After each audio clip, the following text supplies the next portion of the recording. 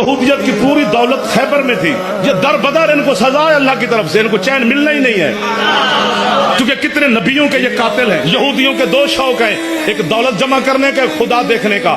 तो याद रखे सारा मुसलमान, दौलत जमा करना यहूदियत का शौक है, मोमिन का नहीं। मिम्मा रज़क़नाहुम युनफ़िक़ून, मोमिन खर्च करता है। और जब अली ने खैबर को फतह किया था, पता है कितना सोना चांदी तकसीम हुआ था? खच्चरों पर, ऊंटों पर, घोड़ों पे लाद के ले आए थे गरीब मुसलमान।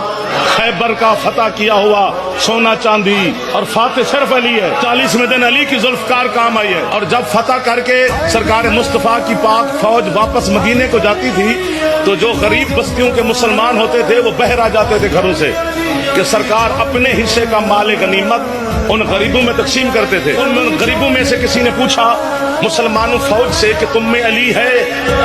तो किसी बुजुर्ग ने जवाब दिया, अली है तो जा रहे हैं।